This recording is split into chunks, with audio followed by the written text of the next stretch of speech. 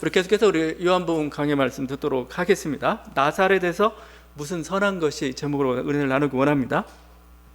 예수님이 빌립을 만났습니다. 그리고 그 빌립이 다시 나다나엘을 찾아가지고 이렇게 얘기죠. 요셉의 아들 나사렛 예수라는 사람을 내가 만났는데 그분은 다른 사람이 아니고 모세와 선지자가 예언했던 바로 그 메시아였다, 이렇게 전합니다.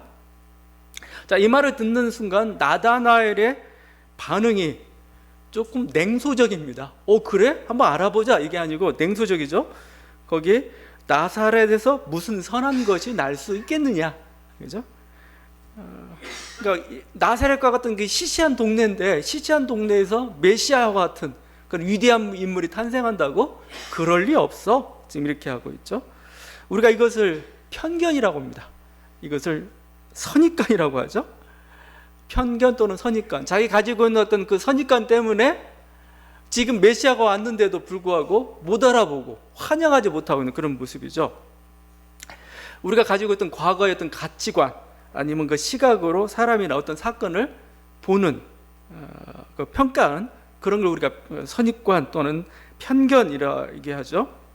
그런데 사실 보면은 이 나사렛, 갈릴리가 나사렛에, 이제 나사렛이 갈릴리에 속했죠.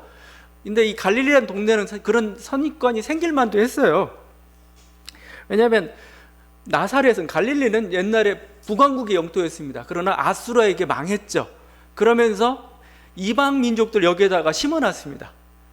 이방 다섯 민족들이 와서 이렇게 살게 되다 보니까 이쪽 지역이죠.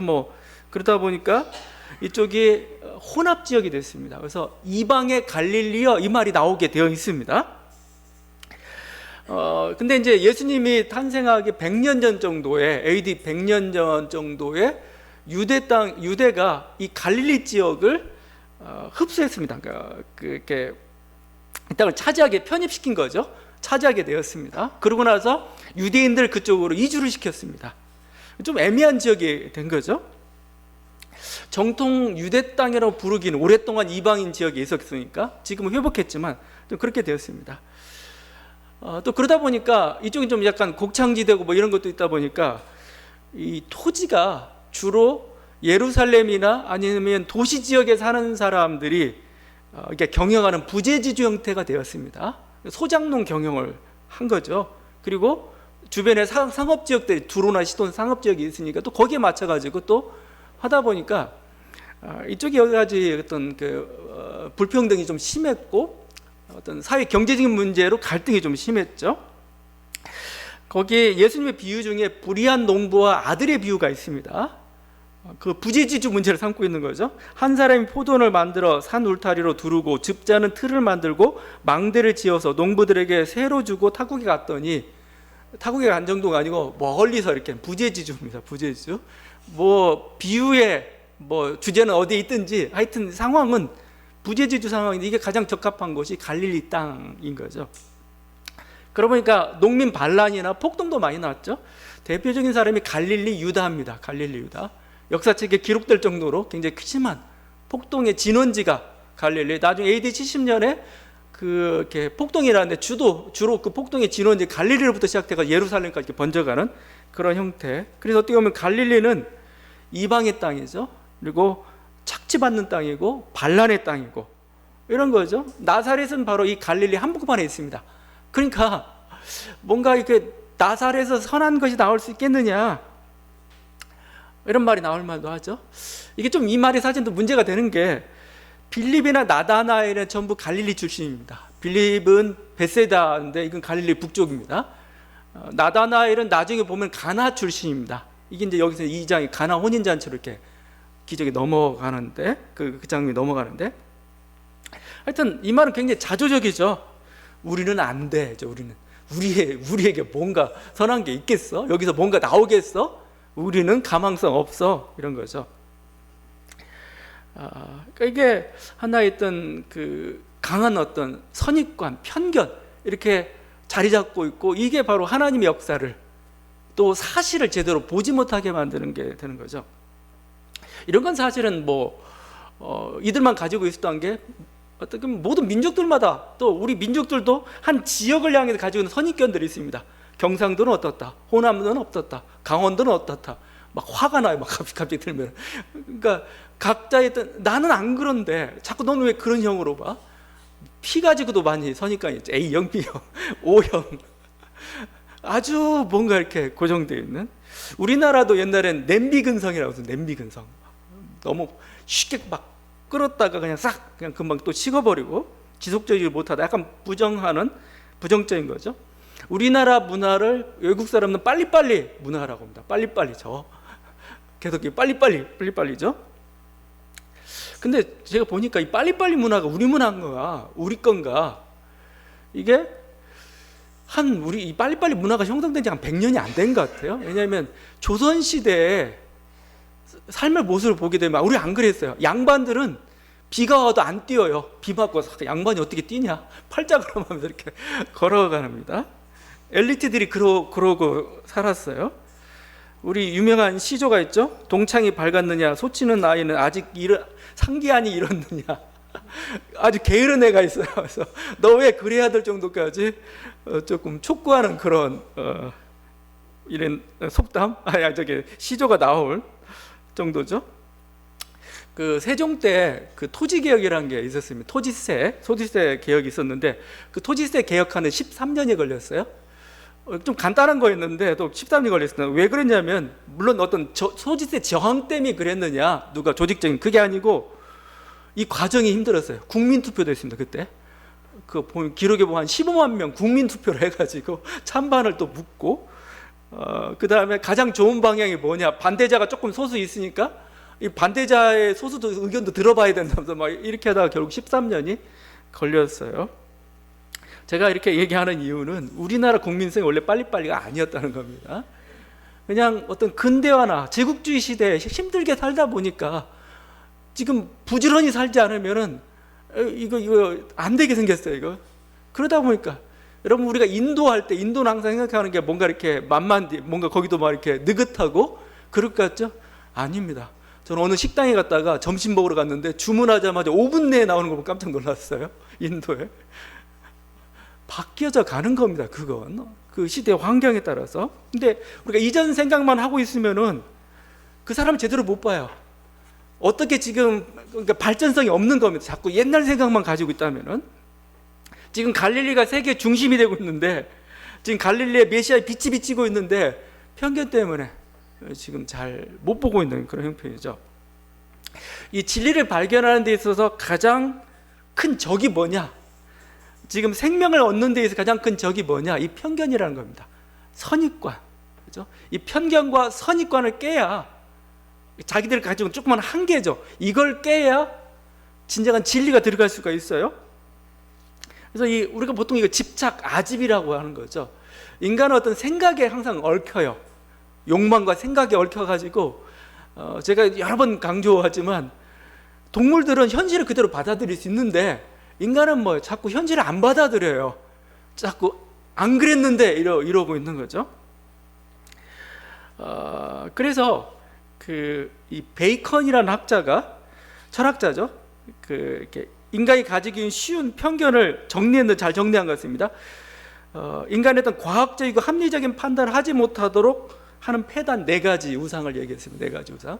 그러니까 이게 그게 뭐냐면 이게 그냥 과학적이고 합리적이다 할 때 제가 볼 때는 그냥 동물적인 반응, 자연적인 반응을 조금 어폐가 있을지라도 그 즉각적으로 현실을 수용하지 못하게 만드는 4가지 우상, 여러분도 잘 알고 있는 겁니다. 근데 한번 좀 여러분이 보면 괜찮아요. 내가 어디에 사로잡혀 있는가? 첫째는 종족의 우상이라고 하죠. 종족의 우상. 종족의 우상은 뭐냐? 인간이기 때문에 인간의 눈으로 세상을 보는 거죠. 한 민족이기 때문에 우리 민족의 눈으로 세상을 바라보다 보니까 세상이 그렇게 보이는 거죠. 그러니까 하나의 어떤 종족이나 이것은 공통된 경험들이 생기고 그런 거죠. 만약 인간의 눈으로 세상을 보는 게 뭐예요? 버섯이 있는데 독버섯 하게 되면 뭐죠? 독버섯이 화를 내죠. 왜냐면 나는 살려고 한 건데 왜 너는 뭐 먹는 거 못 먹는 거 식용 비식용식으로 이렇게 나누? 이게 인간적인 하나의 기준이죠.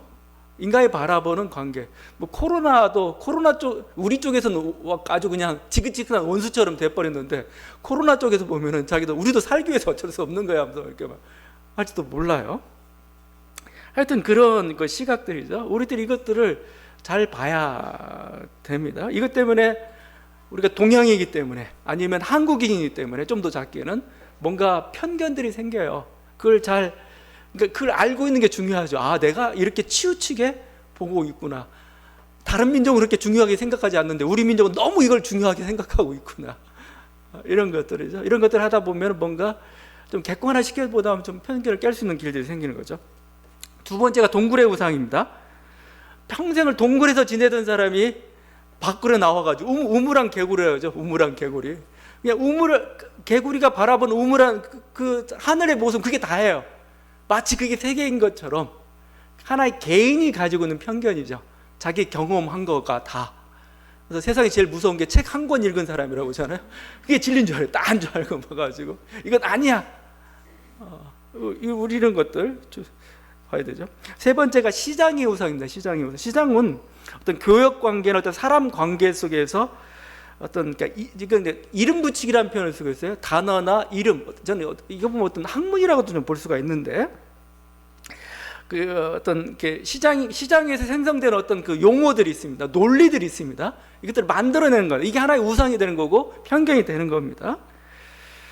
일방적으로 그러니까 예를 들면은 만약에 아메리카 대륙을 발견하고 신대륙이다. 신대륙 발견이다 하면은 인디언들이 화를 내죠. 우린 옛날부터 여기 살아왔는데 무슨 신대륙이야? 근데 백인의 시각으로 세계 역사를 언어를 규정하고 막 하다 보니까 거기에 쏠려가는 거죠. 이게 이제 대표적으로 나타나고 있는 게 그 성경도 그렇고 성경도 그렇고 우리가 학문이다, 중립적이다 얘기하면서 사실 은근히 알고 보니까 이건 뭐죠? 백인 남성의 중산층의 백인 남성 중산층의 시각이 완전히 다 들어가 있고 이걸 보편적이다, 중립이다 얘기하는 경우는 참 많다는 거죠. 이것들을 깨는 작업들이 사실은 20세기, 21세기에 굉장히 활발하게 진행이 되고 있는 거예요. 이것도 하나의 우상인 거죠. 그래서 이게 우상이 돼가지고 어떤 현실을 못 받아들여요. 현실을. 이게 참 힘든 거예요. 내가 싸움에서 졌어요. 동물들은 받아들입니다. 나 졌어? 난 가겠어. 네가 이겼어. 인간은 안 받아줘요. 죽을 때까지 나는 안 졌어. 그러다 보니까 이게 자기가 졌음을 알았으면 그 반성하고 뭔가 새로운 계기들이 될 수가 있는데 나는 안 졌어 하게 되면 뭐예요? 반성의 계기가 없어지는 거죠. 학문이라는 것도 자기는 중립적이다 자꾸 얘기하는데 자기가 치우쳤다는 걸 지금 보지 못하고 이게 사실 학문의 발전을 사실은 막는 거고 사람 사이의 관계의 발전을 또 막는 것들이죠. 네 번째가 극장의 우상입니다. 극장은 그냥 무대예요. 무대에서 일방적인 메시지를 전하고 있죠. 우리는 그걸 수용하는 겁니다. 그리고 이건 어떻게 보면 학문의 체계 학파로부터 생기는 우상이죠. 권위의 우상이죠. 권위의 우상입니다. 맞아. 그래서 아마 이게 가장 많이 등장하고 있는 게 이데올로기와 종교죠. 종교적 신념. 이데올로기와 종교적 신념들은 뭐예요? 이건 뭐 아직 그냥 권위적입니다. 권위적이어서 이건 들어야 돼. 여기서 조금이라도 반발하게 되면은 이단, 그렇죠? 아니면 뭔가 이렇게 이 공동체에 살아남을 수가 없는 거죠. 극장의 우상 같은 게 대표적인 게 우리가 그 얘기했던 게 이렇게 과학혁명의 구조라는 거죠. 패러다임이라는 거. 과학계에서도 새로운 이론이 들어오면은 그 옛 이론에 이렇게 사로잡혔던 사람들이 뭐예요? 그런 이익 체계가 형성됐기 때문에 안 받아들이려고 해요. 자꾸 우리 권위에 복종하라고 하면서 과학 발전에 장애를 가져오죠. 모든 게 다 극장의 우상들입니다. 우리들이 어디에 지금 속해 있고 어떤 모습으로의 어떤 편견들과 이걸 가지고 있는가 항상 살펴봐야 되고 자기를 그걸 반성이라는 겁니다. 반성. 내 시각이 옳은가, 그죠? 내 시각이 그대로 그냥 현실을 잘 반영하고 있는가를 좀 봐야 됩니다. 나의 왜곡된 색안경을 가지고 세상을 보고 있지는 않은가 항상 이렇게 반성해야 되죠. 그래서 이 요한복음을 얘기할 때 예수님이 또 요한복음 전반적으로 나오는 중요한 어떤 그 하나의 대화 기법이 있습니다. 그게 뭐냐면 오해 테크닉이랍니다. 오해 테크닉. 아예 이게 너무 많이 나와요. 왜냐하면 사람들이 물질성에 갇혀 가지고 그 물질을 통해서 영원한 세계를 보지를 못해요. 사람을 제대로 못하는 그걸 깨트리는 거죠. 이 편견인 겁니다. 어떻게 보면 인간이 가지고 있는 편견. 그래서 예를 들면 빵에 물질성에 사로잡힌 사람들은 뭐요? 어떤 영원한 빵, 영생의 빵, 우리가 진정 먹어야 될 그걸 보질 못하는 겁니다. 인생에 있어서. 사마리아 여인이 필요했던 것도 우물물이 아니죠. 그건 영원한 생수죠. 생수가 필요했는데 그걸 보지 못하는 거죠. 니고데모는 육체성이 갇혀가지고 새로 태어나라, 거듭나라는 말을 이해를 못하죠. 그건 뭐예요? 위로부터 나라는 거고 성령으로 다시 나라는 존재가 새롭게 되라는 그런 주님의 말씀인데 그걸 어떻게 인간이 다시 태어납니까? 라고 이렇게 반문하고 있죠. 유대인들은 예수님을 잘 안다고 생각해. 내가 부모도 알아, 갈릴리 사람이야, 그리고 나이가 어느 정도밖에 안 됐는데 저거 어떻게 아브라함 전부터 있던 하나님이 어떻게 돼? 인간인데. 지금 예수님이 하나님이 지금 인간의 모습을 하고 오셨거든요. 그 인간의 모습 속에서 하나님을 봐야 이렇게 발견해야 되는데 우리들이 가지고 있는 한계와 편견 때문에 보질 못하는 거죠. 지금 그걸 깨고 있는 거 바로 이게 요한복음의 중요한 그 작업이고, 지금 어떻게 보면 처음 나타났던 나다나엘이라는 사람, 그 사람도 나름대로 한계를 가지고 있는데 그것이 깨지면서 이제 진정한 생명에 들어가게 되는 그 모습을 보여주고 있는 겁니다. 그래서 내가 그리스도와 함께 십자가에 못 박혔다. 이건 뭘까? 여러 가지 의미가 있겠지만 가장 중요한 것 중에 하나는 내가 가지고 있는 완고한 편견들, 또 자기라는 아집이 죽었다. 이렇게 뜻이 저는 오히려 더 강한 것 같습니다. 내 아집, 내 편견, 그것들이 죽어야 뭐요? 진정한 생명에 이룰 수가 있는 거죠. 우리들이 그냥 보이지 않는, 여기에 막 이렇게 우리들이 눈에 사실은 갇혀가지고 뭐죠? 보이지 않는 그 세계에 대해 너무나 둔감해져 있는 그런 사람들이죠. 그런 사람들이 뭐요? 자기가 소경임을 인정하고 뭐 자기가 한계적인 것을 인정하게 되었을 때 눈에 보이지 않는 세계가 열렸고, 그 뭐요? 지금 요한은 뭐라고 합니까? 태초에 있었던 그 말씀 자기는 보았고 만졌고 서로 만났고 대화하고 같이 살았다라고 얘기를 하고 있어요. 우리는 그냥 인간인데 그에게는 새로운 세계가 열렸던 거죠. 자신 한계로부터 이렇게 벗어나니까. 그래서 자기 한계로부터 벗어나는 것, 사실 가장 중요한 과제라고 할 수 있을 겁니다. 우리의 그 항아리가 가득 차고오는 새로운 것을 채울 수가 없죠. 비워야 되는 거죠. 내 안경이 잘못되고는 뭐 세상을 바라게 볼 수가 없는, 내 안경을 바꿔야 되는 거죠. 이것들을 우리들이 요한복음 말씀을 읽으면서, 특별히 사실은 그래서 나다나엘이나 아니면 예수님께 나왔던 사람들이 오해하면서 처음엔 나와요. 그러다가 진정한 진리의 발견을 하가는 그 과정들을 겪습니다. 우리들한테 하는 소리이기도 하고 있습니다. 여러분 생각하는 어떤 육체의 어떤 한계성에 하지 말고 그 육체 너머에 있는 영원한 세계를 보기를 원한다 이거죠. 이 나다나엘이 나사렛에서 무슨 선한 것이 나을 수 있겠느냐. 그렇죠? 근데 저는 이 말이 하여튼 뭐 말씀의 의도도 그렇지만 제가 말씀을 준비하면서 굉장히 마음에 좀 다가왔어요. 다가왔는데 어떤 식으로 다가왔느냐, 이런 식으로 한국에서 무슨 선한 것이 나을 수 있겠느냐. 똑같은 말이죠. 나사렛에서 무슨 선한 것이 나을 수 있겠느냐. 명칭만 바꾸면 한국에서 무슨 선한 것이 나을 수 있겠느냐. 이런 의미로 묵상이 되었습니다.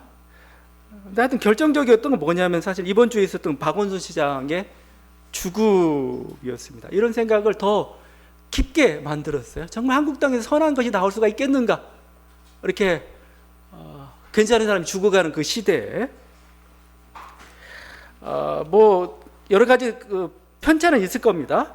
사람들은 여러 가지 자기들의 생각도 있고 감정도 있겠지만 저는 굉장히 가슴이 답답했어요.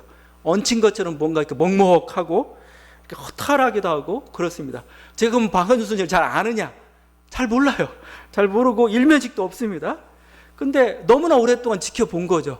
TV를 통해서 또 여러 가지 모습 속에서 그냥 푸근한 아저씨의 그냥 인상으로서 계속 이렇게 가까이 했던, 또 그분의 또 책도 읽어보기도, 이러다 보니까 굉장히 가까운 사람처럼 이렇게 느껴졌고, 그래서 어떻게 보면 어느 가까운 지인이 죽은 것보다 더 마음이 아팠던 그런 시간이었습니다. 참으로 아까운 사람이 죽었다. 근데 이 모습을 보면서 박원순 시장뿐만 아니고 우리 사회에 이 정치인들이나 유명인들이 극단적인 선택하는 게 너무 많아졌어요. 우리가 그걸 보면서 계속 이렇게 막 다운되기도 하고, 뭐 이렇게 뭔가 이렇게 분노하기도 하고, 또 한편에는 또 그 반대 조롱하는 모습도 있기도 하고, 참 여러 가지 것들을 우리가 보게 됩니다. 그러면서 과연 이 한국 사회가 이렇게 옳은 건가, 지금 이게 제대로 가고 있는 건가, 여기서 정말 선한 것이 나올 수가 있는가 반문하게 됩니다.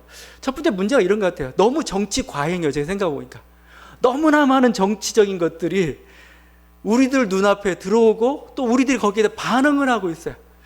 언제 정도면 우리들이 뭐요, 대통령이 누군지를 좀 모를까? 대통령 누구야 하니까 누구지? 근데 뭐 대통령뿐만 국무총리, 장관 누구고 차관까지 다 알고 있는 사람들 우리들이에요.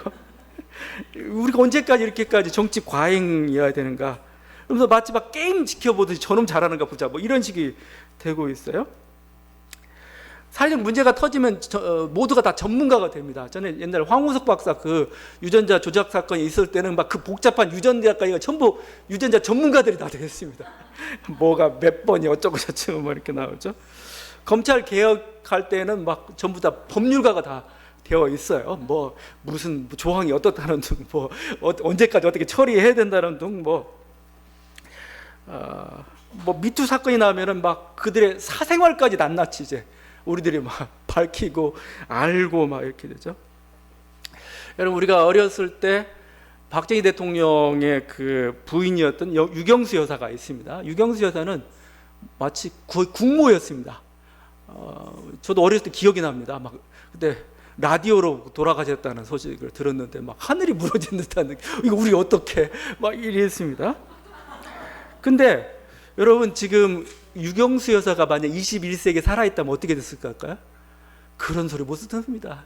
그런 소리 못 들어요. 왜냐하면 유경수 여사의 성격, 그 다음에 여러 가지 알려지지 않은 포악한 짓도 많아요. 근데 안 알려졌어요. 안 알려졌기 때문에 국모처럼 취급을 받고 있는 겁니다.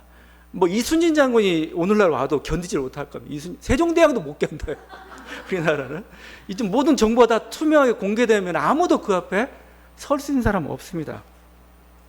시시콜콜이 막 이렇게 사생활까지 이렇게 따지고 막 이렇게 해야 되는, 우리가 언제까지 이걸 해야 되는지, 우리가 이걸 들어야 되는 건지. 사람이란 건 어떻게 보면 모르는 부분도 있어야 됩니다. 좀 신비적인 부분도 있어야 돼요. 그냥 그러려니 저 사람은 평생 화장실도 안 갈 것 같은 그런 느낌도 있어야 됩니다. 그게 다 모든 게 다 노출이 되는 게 얼마나 사람들로 하여금 부담스러워지는가, 그죠?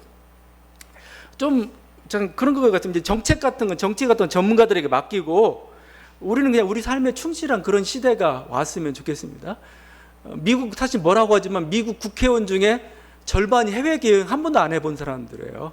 실제 나라가 어디 떴는지 트럼프는 세계 정세서 잘 몰라요. 그냥 어디가 돈돼 안 돼, 뭐 이런 기준밖에 없습니다. 근데 조금 그렇지만 그래도 뭐예요, 좀 그 정도 좀 둔감해졌으면 좋겠어요. 언제까지 우리가 이렇게 정치 전문가가 되어 이렇게 막 하나 신경 쓰고 막 이리 쏠렸다 저리 쏠렸다. 국면이라는 말이 참 웃겨요. 언제 항상 이러냐 이거예요.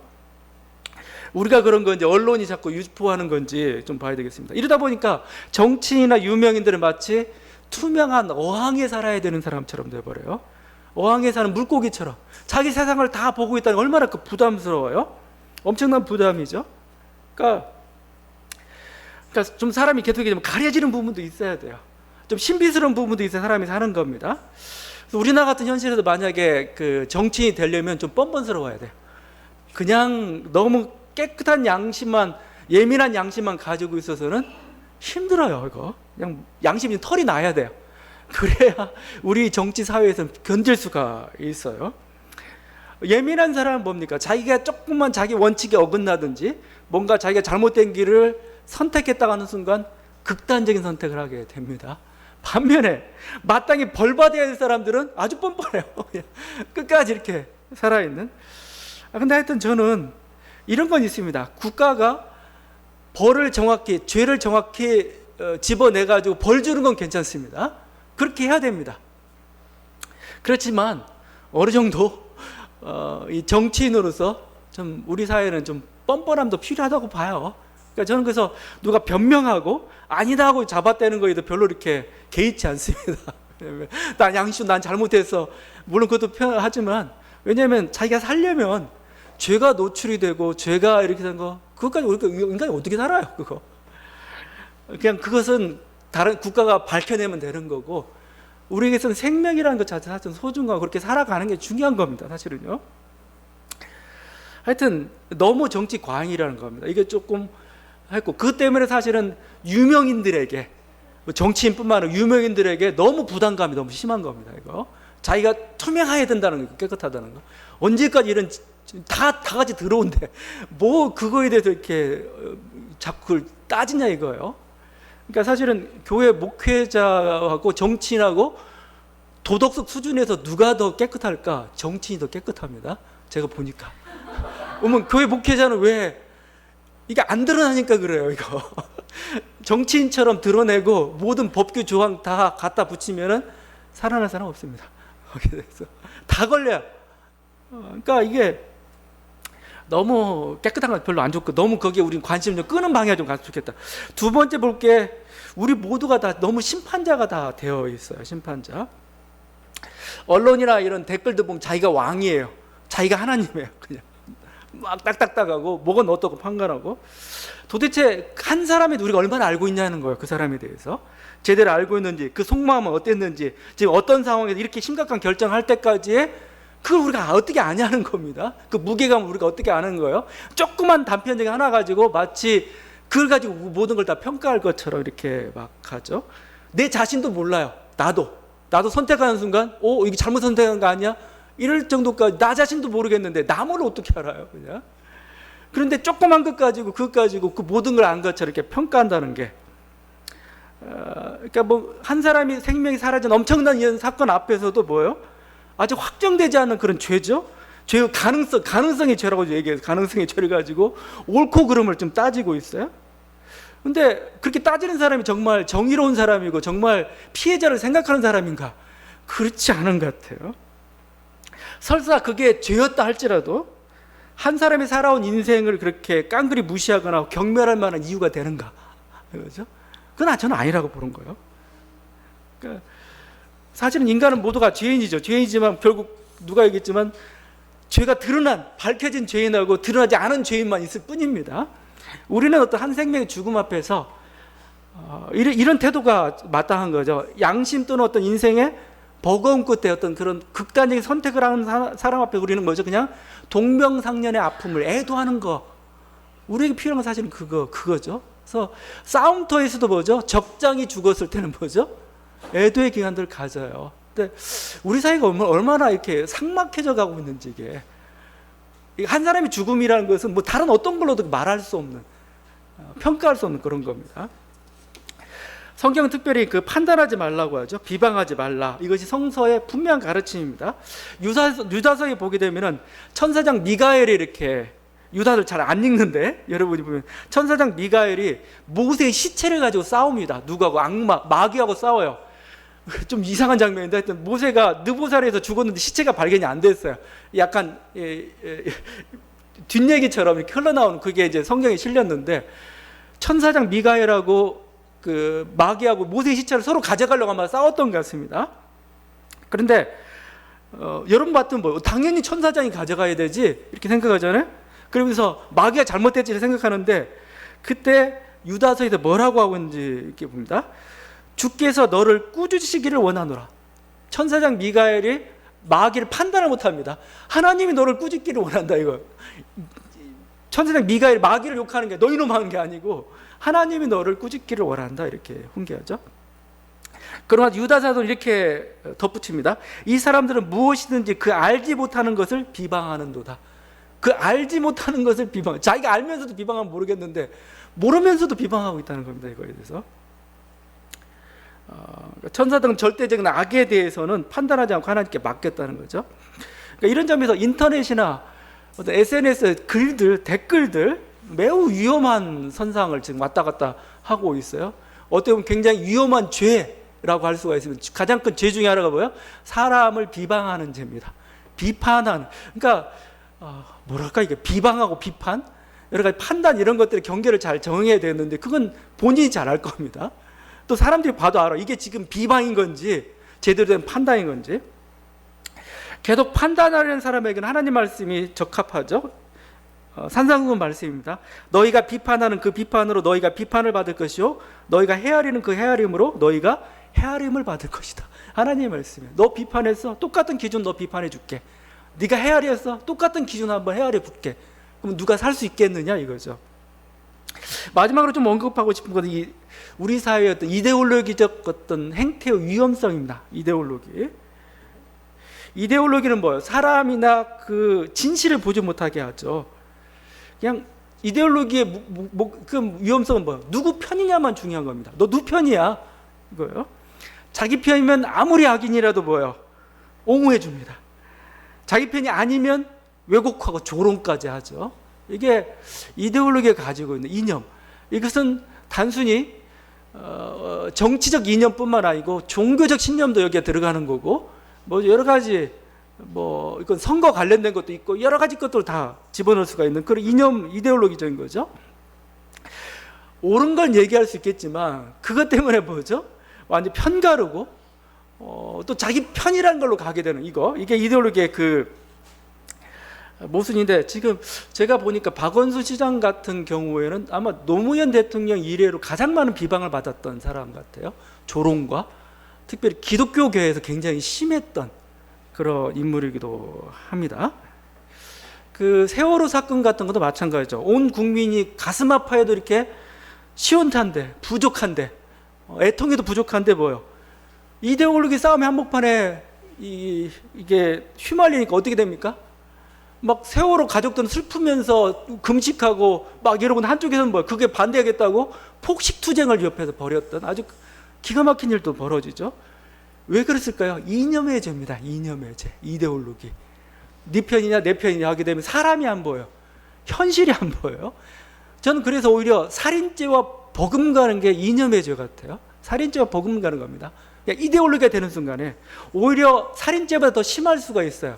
왜 심하냐면은 이데올로기의 죄는 뭐예요? 확신범이에요. 반성이 없어요. 나는 옳아. 이거요.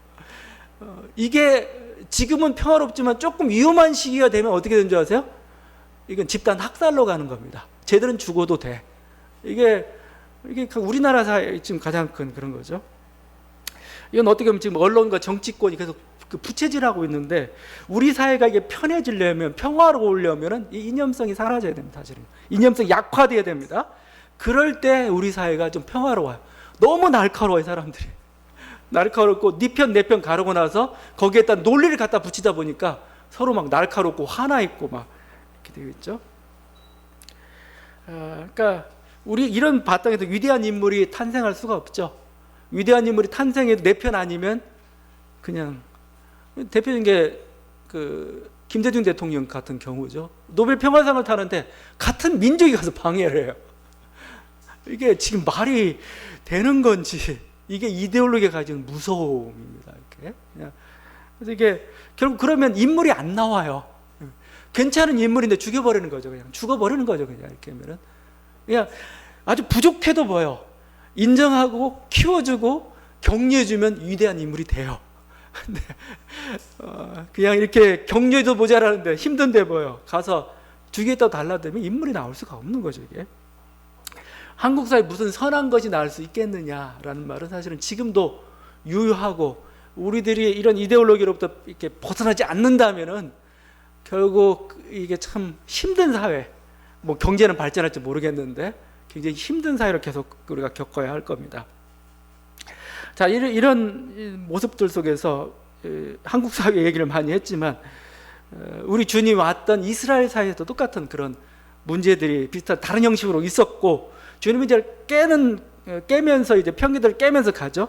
그 편견을 깨는 방법 중에 하나가 47절입니다. 와서 보라 합니다. 와서 보라. 와서 보라 합니다. 안드레와 요한이 와서 봤습니다. 베드로가 와서 봤습니다. 빌립이 와서 봤습니다. 그리고 나다나엘한테도 예수님이 와서 보라고 빌립이 지금 초청을 하고 있습니다. 와서 보니까 바뀌었어요. 이게 어떻게 보면 이걸 체험이라고 얘기할 수가 있죠. 소문으로, 말로, 과거의 생각으로 갔는데 가서 보니까 진짜 이분이 하나님이에요. 진짜 여기에 진리가 있는 겁니다. 바뀌는 겁니다. 제가 자주 들었던 그 성현의 말씀, 그 맹자의 측은지심인데 또 한번 좀 이 말씀을 좀 들었으면 좋겠습니다. 측은지심이 와서 보라가 뭔지를 잘 보여줘요. 그 제선왕이라고 있었습니다. 당상에 앉아 있었는데 그 앞에 어떤 사람이 이렇게 소를 끌고 가는 모습을 봤습니다. 그 소는 제사의 그 바칠 소였습니다. 근데 그 소가 두려운 마음에 바들바들 떨고 있는 모습이 제선왕 눈에 보였어요. 소가 두려워가 이런 모습이. 그러자 제선왕이 불쌍해가지고 신하를 명하여서 그 소를 살려주라고 했습니다. 그 소를 살려주고 대신 양을 바치라고 했습니다. 그러니까 이제 사람들이 그러니까 나중에 욕합니다. 아, 제선왕 깍쟁이다. 왜 쪼잔하다. 왜냐면 비싼 소는 안 바치고 양 바쳤다. 비난한 겁니다. 이렇게. 그러니까 제선왕이 곤혹스러워가지고 이제 맹자가 왔길래 맹자한테 물어봅니다. 제가 잘못한 겁니까? 물어보니까 맹자가 이렇게 얘기합니다. 오히려 잘했다. 칭찬하면서 이것을 인의 실천이라고 하면 이렇게 얘기합니다. 소는 직접 보았고 양은 보지 못했기 때문에 그렇습니다. 군자는 금수가 살아있는 것을 보면 그 죽어가는 것을 참아보지 못하며 그것이 애처롭게 우는 소리를 들으면 차마 그 고기를 먹지 못합니다. 그래서 군자는 주방을 멀리합니다. 좀 말이 그렇지만 여러분이 맨날 도살장 가봐요. 도살장에 있으면 고기 먹기 힘들죠. 왜냐면 자기가 직접 죽이는 일 하게 되면 이거 끔찍해서 이거 어떻게 하죠? 근데 여러분 고기를 맛있게 먹으려면 안 봐야 돼요. 멀리 하면 조금 떨어지니까. 그게 봤다 안 봤다의 차이가 그만큼 큰 거죠. 보았기 때문에 이건 어떻게 할 수가 없는 겁니다. 그러니까 마음속에서 보는 순간 측은지심이 불쌍히 여기는 마음이 나와요. 이렇게. 그러니까 저는 이렇게 N번방 사건이라고 한참 시끄러웠죠. 어떻게 보면 디지털 범죄가 돼버렸는데 만약에 이들이 직접 보았다면 어땠을까? 조금 달라지지 않았을까? 그래도 달라지지 않는다면 그건 악마인 겁니다. 진짜 악마인 거예요. 그러니까 디지털로 보는 것하고 직접 보는 것하고는 달라요. 이건 여러분 여행이라는 것도 그렇지 않아요? TV 봐도 되잖아요. 근데 가야 돼요. 가니까 역시 달라요. 저는 그래서 요즘 우리가 코로나 때문에 우리가 대면 사회, 비대면 사회 비대면 사회가 되어가고 있죠. 근데 제가 보다 보니까 비대면 사회가 물론 이제 전파력은 이제 없죠. 코로나에 대한 전파력은 위험으로부터 벗어날 수 있겠는데 비대면 사회는 썩 바람직한 사회는 아니에요. 대면 사회가 돼요. 왜냐하면 비대면 사회는 제가 보니까 정보량이 적어요. 실제 비대면은 뭐요? 인터넷 공간을 통해 데이터가 오는데 그 데이터가 적어요. 근데 대면은 데이터가 엄청나요. 실질적으로 만지는 것, 느끼는 것, 듣는 것, 여러 가지 환경, 수많은 데이터가 모여와요. 엄청난 데이터, 정보량이 많다는 거예요. 정보량 차이가 나요. 거기서 차이 나는 것 중에 하나가 공감의 능력입니다. 공감의 능력이라는 거 비대면 사회, 디지털 사회 위험성을 그렇게 얘기하는 사람이 있습니다. 왜냐하면 우리는 서로 보잖아요. 근데 여러분도 제 눈치 보잖아요. 제가 지금 뭔가 막히고 있는 건지, 땀 흘리고 있는 건지, 뭔가 이렇게 좀 흥분하고 있는 건지, 뭔가 이렇게 살짝 느낌으로 보잖아요. 느낌으로. 그게 뭐예요? 엄청난 그 순간에 정보가 여러분 교환되고 있는 겁니다. 그걸 통해서 공감이 일어나는 겁니다. 화내기도 하고 따라가기도 하고 그런 거죠. 근데 동영상은 그건 안 되는 거예요. 실시간은 그게 안 됩니다. 실시간을 통해서 그 공감 능력이 떨어져요. 근데 우리가 계속 TV만 보고 이렇게 살아가는 아이들, 나중에 그 세대가 되었을 때는 굉장히 무감각한 사람이 나올 굉장히 새로운 디지털형 인간이 나올 수도 있습니다. 그건 좀 위험합니다. 만약에 디지털이 정말 하려면 그 영화 매트릭스와 같은 세계 정도까지 재현을 해놔야 돼요. 그 민감한 정도까지 정보를 갖다 줘야 그때서야 제대로 할 수가 있는데 그러지 못하는 거죠. 여러분이 그런 면에서 저는 요즘 예배도 화상으로 드리고 가는데 편하잖아요. 근데 화상 예배가 대면 예배를 따라갈 수는 없는 거죠. 그건. 여러분 은혜 받는다는 게 정보 들어가지고 받는 겁니까? 제 말 가지고 정보 아니죠.